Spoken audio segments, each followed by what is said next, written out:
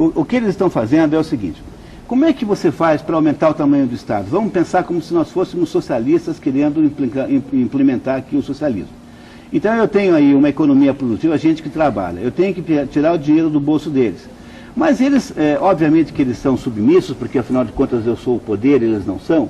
Eu posso fazer muito, eu posso editar uma medida provisória no calar no apagar das luzes do ano, como foi feita com essa 323, eu posso fazer aumentos escondidos de impostos, eu posso fazer uma porção de coisas sorrateiras.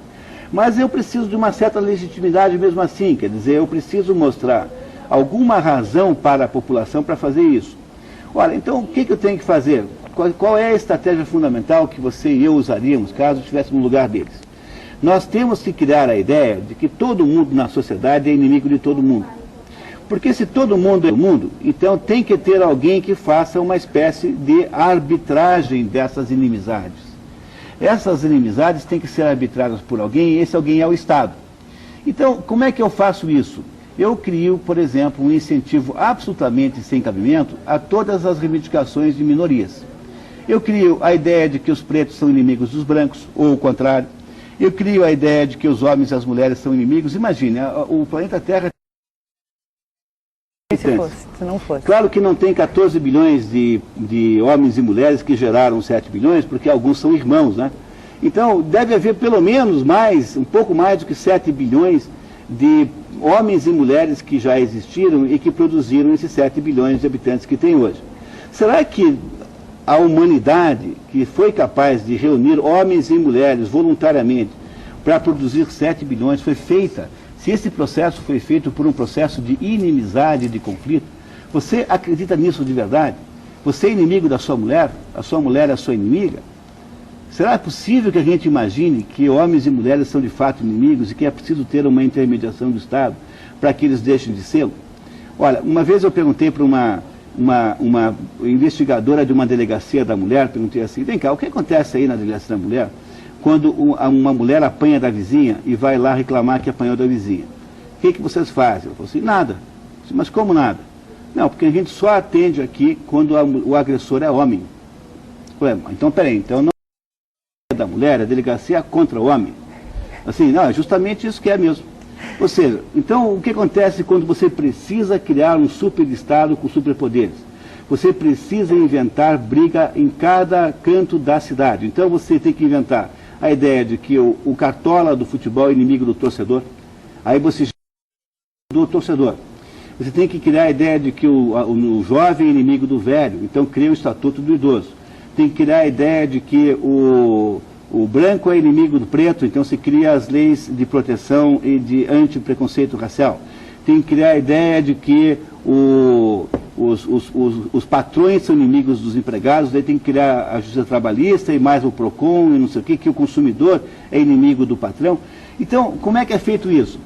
É feito de uma maneira que pareça que todos os indivíduos na sociedade estão em embate, estão em distúrbios, estão em inimizade permanente.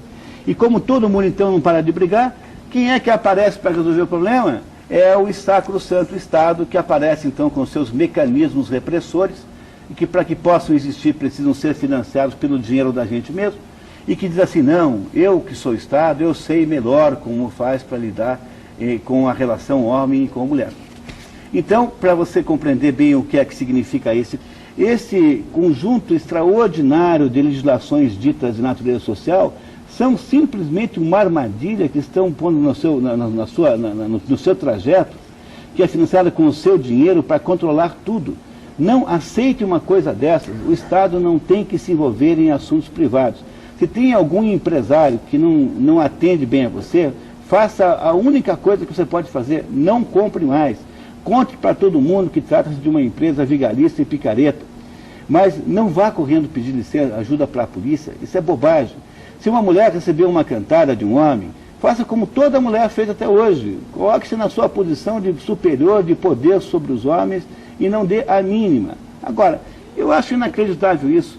As mulheres, que uma mulher comum tem um controle absoluto sobre qualquer homem. É claro, pode ter um outro maluco que é incontrolável. As mulheres mandam na relação, estabelecem um enredo. Agora uma mulher levou uma cantada, vai correndo pedir ajuda para a polícia. Vocês já imaginaram que país ridículo que é esse que nós estamos criando? Nós estamos infantilizando todo mundo.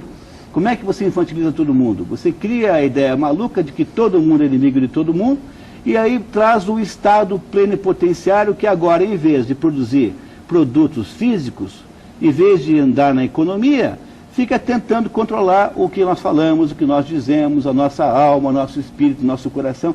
Vocês acham que isso é pouco totalitarismo? É muito melhor pegar os milicos autoritários, porque esses milicos não querem conquistar a sua mente, não querem produzir o teu enredo. Eles não querem que você veja o filme X ou Y, mas eles não querem que você pense de outro jeito. Essa situação que nós vivemos hoje é de um totalitarismo típico daquilo que Orwell escreveu em 1984. É uma espécie de Big Brother que sabe tudo o que você diz, sabe tudo o que você lê, tudo que você escreve. Daqui a pouquinho está o governo olhando a internet com o direito de entrar no mérito das suas mensagens, e essa gente então fica controlando você com o seu próprio dinheiro. Esse é o problema fundamental que nós precisávamos, contra o qual nós tínhamos que nos rebelar um pouco, pelo menos a gente tinha que ficar chateado com isso. Agora, a pior situação de todas é a gente entrar nessa história como ingenuamente, ainda achando muito bonito que tem a lei disso, daquilo, o estatuto daquilo, o estatuto do outro. Imagine se tem cabimento uma coisa dessa. Pense um minuto que você vai perceber que não tem sentido, não tem cabimento. Mas pense, tá? Saia um pouquinho da hipnose coletiva e comece a perguntar assim, será que isso está certo?